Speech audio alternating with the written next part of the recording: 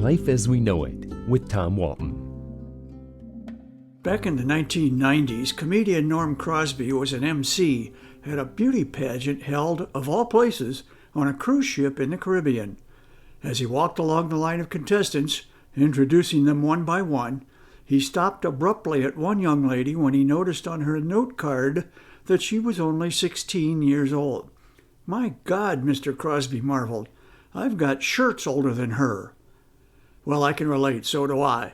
In fact, that young lady would be in her 40s now, and I still have shirts older than her.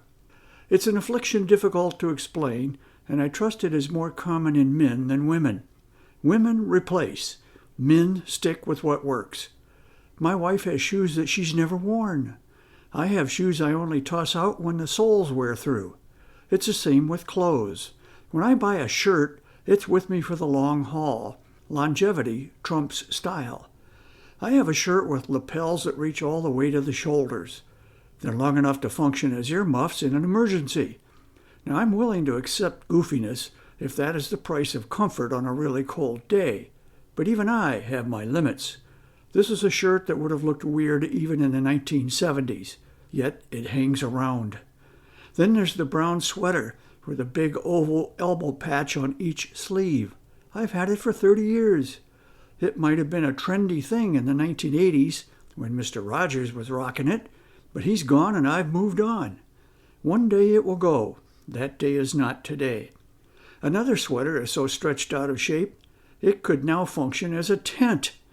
Hang it from a stake, and a small family could enjoy a night of camping at the Stony Ridge KOA. I've got an old Hawaiian shirt that I'm sure was quite festive once upon a time. I won't claim that it goes all the way back to King Kamehameha's time, but I think I bought it before Hawaii became a state. It's a gaudy, eye-searing red thing, but I still like it. Nothing says aloha like a shirt that hurts your eyes to look at. I have a pile of old T-shirts, several piles actually, that no longer are wearable, but do at least chronicle my travels over the years. It's time to throw them out, although I will have a hard time parting with the shirt that advertises a burger joint in Florida with this message, quote, "I'm a second-hand vegetarian. Cows eat grass. I eat cows." I'm sentimental that way. Finally, I must figure out what to do with my tuxedo. Although the pants were designed to expand as I do, the same cannot be said for the jacket. I can no longer button it. I look like a bloated penguin in that thing. One piece of apparel I will not toss out, a 25-year-old sweatshirt, or what remains of it, that advertises a now defunct outfit called BG Skydiving. Yes, there was such a company, and yes, I did. You can barely read the lettering anymore, and the sweatshirt is so old and frayed that sunbeams shoot through it when held up to the light. I could wear it to the beach and get a suntan with 1,000 points of light. It's a wonderful thing.